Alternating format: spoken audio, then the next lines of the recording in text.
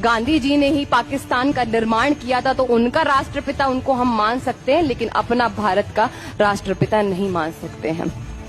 क्योंकि हम ऐसे व्यक्ति को राष्ट्रपिता नहीं मान सकते जिन्होंने जीते जी केवल और केवल 20% आबादी के लिए लड़ते रहे और 80% आबादी को उन्होंने यूं ही छोड़ दिया। हम ऐसे व्यक्ति को राष्ट्रपिता नहीं मान सकते हैं जिन्होंने शिवा बावनी पर रोक लगा दी।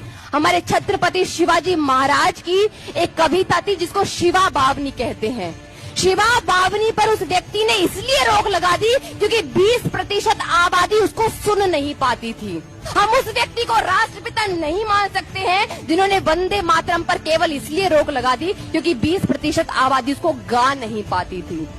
हिंदू मुस्लिम एकता के नाम पर उन्होंने कहा कि अब हम हिंदुस्तानी भाषा को लागू करेंगे, और उस हिंदुस्तान, ध्यान से सुनिएगा, और उस हिंदुस्तानी भाषा को लागू करते करते, जिसमें उर्दू ज्यादा और हिंदी कम थी, उस भाषा को लागू करते करते, क्योंकि एकता वाली भाषा बनाई है उन्होंने, तो उन्होंने माता सीता को बेगम सीता कहकर पुकारा और श्री रामचंद्र को उन्होंने बादशाह राम कहकर पुकारा।